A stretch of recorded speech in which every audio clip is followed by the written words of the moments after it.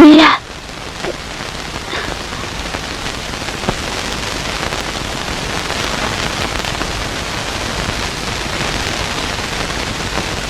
రండి, కూర్చోండి. నన్ను రమ్మని పిలిచే అర్హత నీకు లేదు. నా ముందు నిలబడే యోగ్యత కూడా నీకు లేదు. నాకు ఈ నరక కూపంలో కాలు పెట్టడం ఇష్టం లేకపోయినా రాక తప్పలేదు. మరంత అవసరమే వచ్చింది. అవసరం కాదు, అగ్ని పరీక్ష దాపరించింది. మా కాపురమే కూలిపోయే ప్రమాదం వచ్చి పడింది. అందుకు బాధ్యులైన వారికి బుద్ధి చెప్పడానికి వచ్చాను. అయితే మీరిక్కడికి దారి తప్పొచ్చారనుకుంటాను. దారి తప్పింది నేను కాదు, తప్పుదారిన బ్రతుకుతున్న దానివి నువ్వు. పైకి ఎంత అమాయకురాలిగా నటించినా నీ అవినీతి బ్రతుకు లోకానికి తెలియదనుకుంటున్నావా? నీతి అనేది ఏ ఒక్కరి సొత్తు కాదు. పిలువని పేరెంటంగా నా గడపలోకి వచ్చి నన్నే అవమానించడం, ఏవో అపోహలు పెట్టుకుని నా మీద తప్పు వేయటం ఆదిక్కి తనుకోకండి. అంటే నువ్వు తప్పు చేయలేదా? నా భర్తను వల్లో వేసుకుని మా సంసారంలో చిచ్చు పెట్టడం తప్పు కాదా? ఎంతో అన్యోన్యంగా హాయిగా బ్రతుకుతున్న ఆలుమగల్ని విడదీసి ముందు వెనకలు ఆలోచించకుండా నిందలు వేయటం సభ్యత కాదు. నిజాన్ని తెలుసుకోకుండా నోటికొచ్చినట్టు మాట్లాడటం సంస్కారం కాదు. మనసిచ్చిన వారిని తన వారిని చేసుకోవాలని తపస్సు చేయడం కూడా తప్పైతే ఒప్పులోని గొప్పేమిటో మీరే చెప్పండి. మనసంటే ఏమిటో మమతంటే ఏమిటో ఎరుగని మీకు వారు మనసిచ్చారా?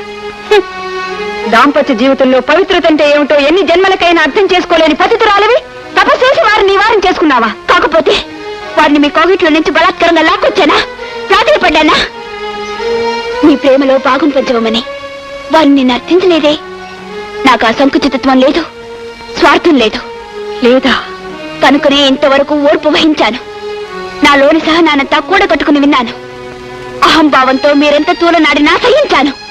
ఎదుటి మనసు అర్థం చేసుకోగల విశాల హృదయం మీకు లేదు. నా ఎదుట మాట్లాడే యోగ్యత పోగొట్టుకున్నారు. నా అనురాగ నిలయంలో నిలబడే అర్హత మీకు లేదు. వెళ్ళండి. నువ్వు ఆ మాట చాలా తేలిక అనగలిగావు. కానీ జన్మ జన్మల సుకృతంతో సాధించుకున్న నా సౌభాగ్యాన్ని ఇలా నీ తాకట్టులో వదిలేసి ఒట్టి చేతులతో వెళ్ళిపోమంటావా? చెప్పు రాధా, నా అభిమానాన్ని ఐశ్వర్యాన్ని పణంగా పెట్టి అర్థిస్తున్నాను. సాటి ఆడదాన్ని ప్రతిభిక్ష పెట్టమని వేడుకుంటున్నాను. నా విన్నపాన్ని తోసిపారేవని ఆశిస్తున్నాను.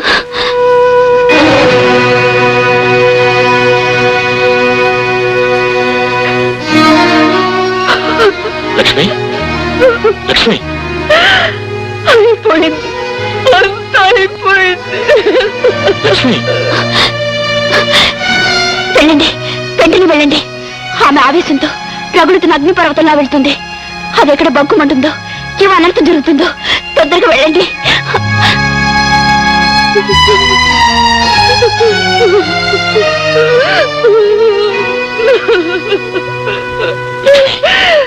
నేనేం పాపం చేశాను నాకింత పరాభవం?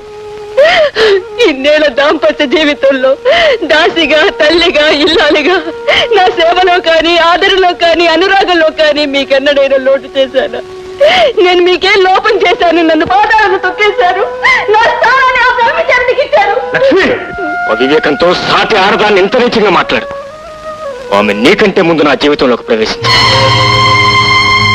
నన్ను నమ్మి మనసిచ్చింది. ఆమె తర్వాత నేను నీ స్థానం. ఇది ఎన్నాళ్ళు నా గుండెల్లో దాచుకున్న నిప్పు లాంటి నిజం. తెలిస్తే నీ మనసు ఎక్కడ గాయపడుతుందోనని నేను దాచిన నగ్న సత్యం. మేము తొలిసారిగా ఢిల్లీలో కలుసుకున్నాం. ముందు జీవితాన్ని గురించి ఎన్నెన్నో కళ్ళ కన్నాం. ఆ తర్వాత విధి మమ్మల్ని దూరం చేసింది. ఆమె ఉండవలసిన చోటు నీకు దక్కింది. రాధ ఈనాడు తిరిగొచ్చిన నువ్వు ఆక్రమించుకున్న తన చోటు కోసం ఆకులట్టం లేదు. నిన్ను చూసి ఆమె అసూయపట్టడం లేదు. కాకపోతే నీతో పాటు తనకు రవంత చోటు కావాలని తపన పడుతోంది. అంతే. నన్ను విశ్వసించి ఆనాడు తన శీలాన్ని కూడా నాకు అర్పించిన రాధ కేవలం తాళి కట్టలేదన్న సాగుతో దూరంగా తోసిపారేయమంటావా? ఆమెకు నా వల్ల కలిగిన బిడ్డను అనాథులను చేసి ధర్మం చాటును దాక్కోమంటావా? నన్ను నమ్మిన దాన్ని వంచి నా మానవత్వాన్ని మసి చేసుకోమంటావా? లక్ష్మి, నీ దాకా వచ్చిన నీళ్ళు నవలకు ఏం చేయమంటావో నిష్పక్షపాతంగా ఆలోచించి నువ్వే చెప్పు.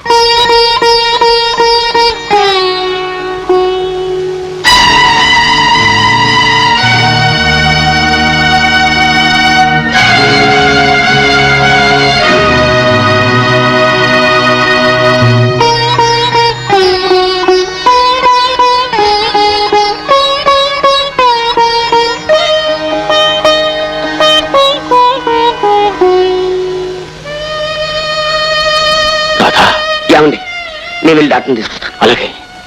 రాధా, రాధా, ఏమైంది? ఏమైంది రాధా? నాకేం అవ్వలేదండి, నాకేం అవ్వలేదు. కానీ లక్ష్మి ఎలా ఉంది? మీరు వెళ్ళి ఆమె కోపాన్ని చల్లార్చారా? తొందరపడి ఆమె మనసును నొప్పించినందుకు బాధపడుతున్నా. రాధా, అవన్నీ మనసులో పెట్టుకుని బాధపడద్దు. ఆమె బాగానే ఉంది, నిజమంతా చెప్పాను. రాధా, రాధా, నిజాన్ని తెలుసుకోక నిన్న అనరాని మాటలని నీ మనసు గాయపరిచాను. నన్ను అపార్థం చేసుకోకు. చూడండి, రాధకు జరిగిన అన్యాయాన్ని చక్కదిద్దే బాధ్యత ఇప్పుడైనా నిర్వర్తించండి. ఈ మాంగళ్యాన్ని మీ మెళ్ళో కట్టండి.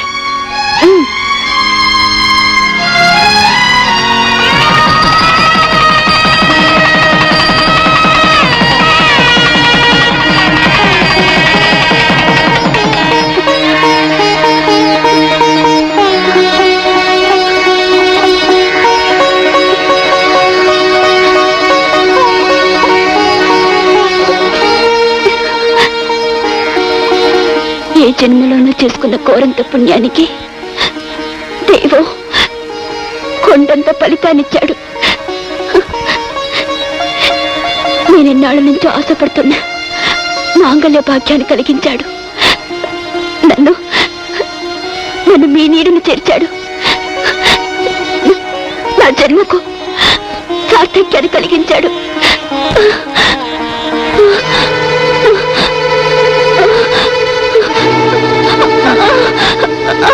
రాధా, రాధా, రాధా,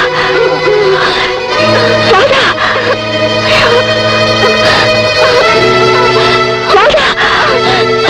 రాధా, రాధా, రాధా, సంతోషంగా సారా చీరలతో నిన్నింటికి తీసుకెళ్దామని వచ్చాను. రాలేను, నేను రాలేను, నేను రాలేను. రాధా, ఎంత పని చేసావు రాధా? రాధా, రాధని జాగ్రత్త చూసుకో. నేను వెళ్ళి డాక్టర్ని తీసుకొస్తాను. నా కోసం ఏ ప్రయత్నం చేయొద్దు, నా దగ్గరే ఉండండి. నేను ఈ లోకం నుంచి వెళ్ళిపోతున్నాను. నేను మీ ఇద్దరి హృదయాల్లో నుంచి వెళ్ళిపోవటం లేదు. మీరు ఇంతవరకు నా మీద చూపిన ప్రేమ, అభిమానం ఇక అన్ని లక్ష్మికే చెందాలని కోరుకుంటున్నాను.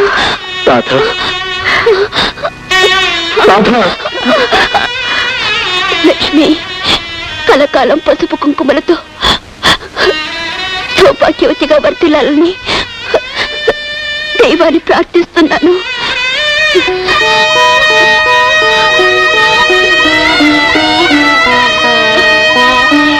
రాధా, నా బిడ్డ నీ చేతుల్లో ఉంటే నా చేతుల్లో ఉన్నట్టే. వాడిని ఎప్పటికీ నీ చేతుల్లో ఉండని. అదే నాకు ఆత్మశాంతి. రాధా, రాధా, రాధా, రాధా, రాధా, రాధా, ఏమండి? రాధా, రాధా, రాధా, రాధా. అమ్మా, అమ్మా, అమ్మా, రాజా, అమ్మా, నువ్వెంత అమృతమూర్తివమ్మా. రాజా, అమృతమూర్తి రాధా నిన్ను కన్నది. నీ చేత అమ్మా అని పిలిపించుకునే అదృష్టం నాకు దక్కిందిరా. కాదమ్మా, అదృష్టం నాదమ్మా, అదృష్టం నాదమ్మా. ఆ త్యాగశీలి రాధ కన్న కొడుకే మా రాజా. కళ్ళు తెరవక ముందే తల్లిని పోగొట్టుకున్న రాజాను లక్ష్మి తను కన్న బిడ్డగా పెంచింది.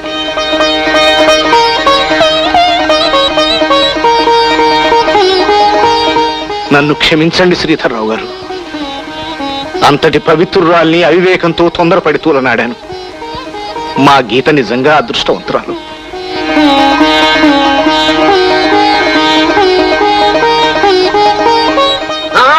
ఇంకా no more confusion. Line clear. పెళ్లి కానివ్వండి. 13 పాయింట్ అండి.